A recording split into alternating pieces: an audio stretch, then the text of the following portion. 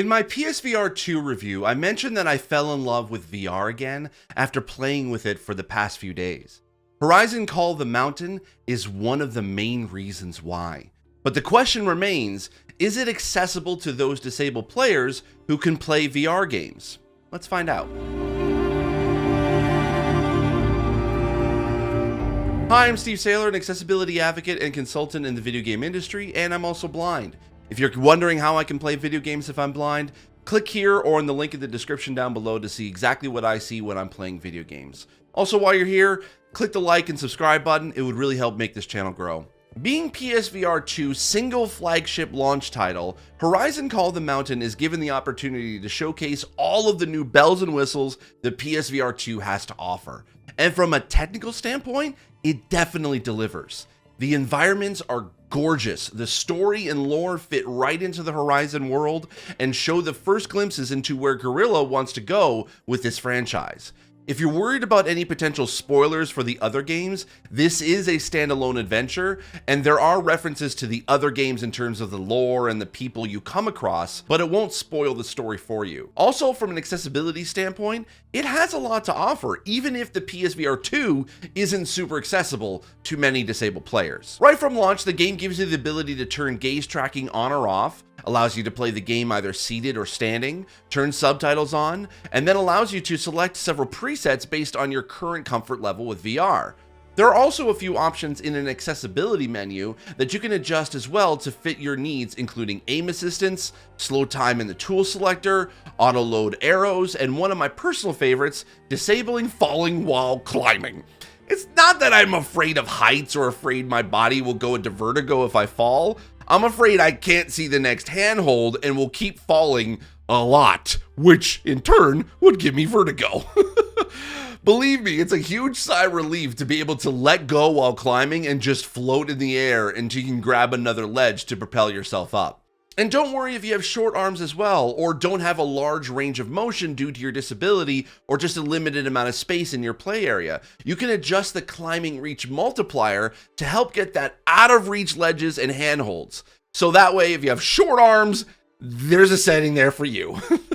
The rest of the settings allows you to adjust your comfort level with VR with sensitivity in turning, moving, etc., but also increase or decrease the vignette around the focus area to help with motion sickness. I've seen a variety of these settings in other VR titles, and Call of the Mountain has one of the most robust suites of options I've seen that do that. For motor disabled players, there is not much here if you can't use the PSVR 2, as a lot of the actions are tied to physical body movement. But there are some things to be able to highlight. Even with being able to sit and play, you still need to use the PSVR 2 Sense controllers to play as well, so you can't play sitting and using a DualSense controller. But there are some interesting things to be able to highlight for those who can be able to use VR and have a motor disability. The main selling feature of the game's movement is the ability to use gestures to move in the game, which can be okay to be able to use your arms to kind of like move forward. I did attempt to try to get that to work, but for the time I've had with the game so far, it hasn't really worked for me. I couldn't figure out how to be able to get the thing to be able to move me forward. Thankfully, you can use the thumbsticks on the PSVR 2 controllers to move. They use a traditional format where the left thumbstick moves your character around and the right thumbstick turns your body either left or right. And then you use your head to be able to look around up or down. You unfortunately can't remap the controls, but that I honestly expected with how much the game is trying to use the full feature set of the PSVR 2. This is as much a tech demo of the PSVR 2 as it is a game. But yes, unfortunately, unless you're able to stretch your arms or bend them also towards your shoulders, as you'll have to reach back towards your left shoulder to grab your bow and behind your right shoulder to grab an arrow, you won't be able to progress forward in the game. For deaf and hard of hearing players, the main options available are subtitles, subtitle size, and full captions. However, the default subtitles are actually large, and you can go larger. And always they are present no matter where you turn your head. Plus as well, it has speaker tags in different colors for each of the different characters' dialogue. That's just on by default. That's a nice to see, but it would have been great to be able to see some colorblind options to adjust those colors if one color is harder to read than others.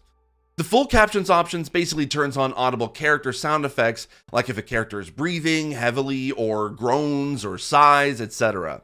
In navigating the world or in combat, there is no visual indicator of sound happening, but in terms of combat, the game does a good job of keeping the enemies either at least within the field of view, so even when you're strafing, they won't be able to fully be behind you or off camera. If you can see them in your peripheral vision, you should be okay for the most part. There is some haptic feedback when and where you get hit, but obviously that doesn't help you not to get hit. Also, before moving on, because the game uses 3D audio due to the nature of VR, there is no option to turn on mono audio or stereo audio with channel panning to help if you need that to play. For blind low vision players, it's a mixed bag of accessibility here. Some of the text interfaces in the HUD are great and large enough to see at most distances. However, in some of the in-game pop-up menus or the settings menu itself, the font size is pretty small and you can't zoom in or lean in to get a closer look. The in-game environment accessibility for low vision players is nice, as all the climbable surfaces have a bright white painted edge, so you can always tell what's climbable and what's not. Also, there are warning beacons that you can shoot with your arrows throughout each of the levels as an added incentive to find them and shoot the targets with your bow. Some of them are pretty clever at hiding and some are pretty far off in the distance, but the great thing is for low vision users, each of those targets flashes with a light that can be noticeable even far off in the distance.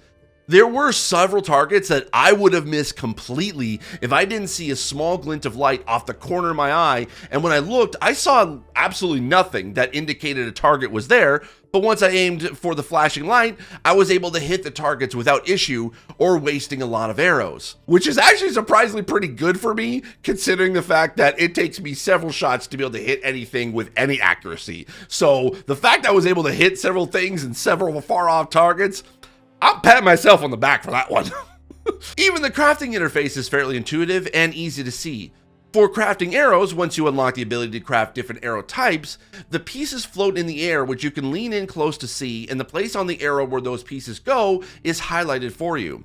And it also snaps into place once you let go.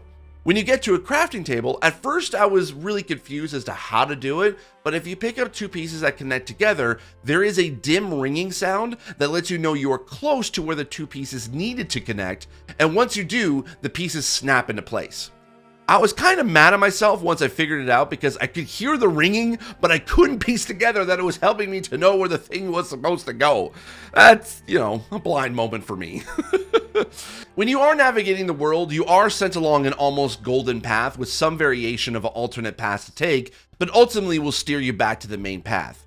If you are expecting a large open world experience like the main Horizon games, that's not the case in this game. But I can't say that for 100% certainty, as I'm still playing the game and I'm about halfway through at this point. But if they were to introduce an open world halfway through the game, that's kind of a lot to be able to do that for only the last few hours of the game. So my guess is this is still just a golden path, straight linear type story. Because it's more of a golden path in this game, it would have been great to have navigational assistance for blind players, either using the haptics in the headset or in the controllers to help guide you towards where you need to go. There is an option to hold triangle to show a highlighted path in the direction of where you should go, but it would have been nice to have another channel of information like directional audio or directional haptics using the PSVR2 headset. That is such a huge potential for blind players to not only provide navigational assistance in 360 degrees, but also for help with combat as well. So this is a missed opportunity in Horizon here, but maybe that might be updated in the future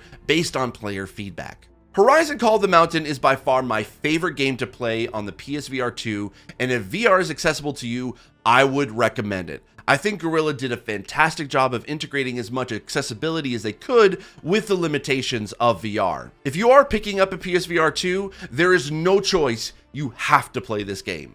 It just helps that while VR isn't fully accessible yet, this is still a pretty accessible game too. I give Horizon Call of the Mountain for accessibility a 3 out of 5. Thanks so much for watching. If you like this review, give it a thumbs up. Also, while you're down there, click the subscribe button so you can see more reviews, previews, menu deep dives, and more. I also recommend checking out this video here. I think you might like it. I'll see you in the next video. I'm proud of you, and as always, I remain obediently yours. Bye-bye.